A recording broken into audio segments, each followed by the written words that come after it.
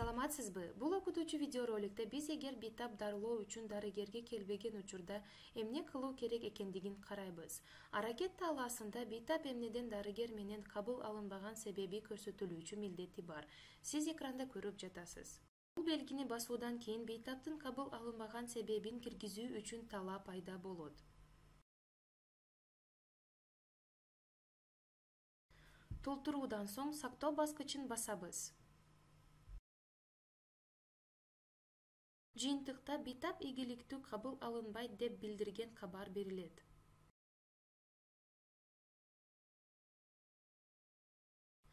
Андан ары бейтап кабыл алынбаган абалы менен бейтаптардын тизмесине түшөт. Сиз экранда көргөндөй. Башкы менюда бул тизмени тандайбыз.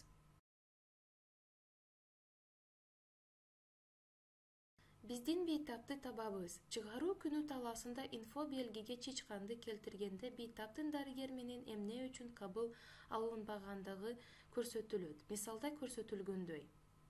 Эгерде бейтап кандайдыр бир убакыттан кийин дарылоого келсе, биз аны кабыл ала алабыз. Аракет талаасында ошол эле менюга кайрадан кирип, биздин буга чейинки пикирди өчүрөбүз. Мисалда көрсөтүлгөндөй. Талааны тазалагандан кийин сактоону басабыз. Бейтаптан кабыл алынбаган абалы алынды деген кабарды көрөбүз. Эми биз аны кабыл ала алабыз. Башкы панелде сиздин бөлүмдүн бейтаптардын кабыл алууну күтүп аткандардын баарын көрсөтүү тандайбыз.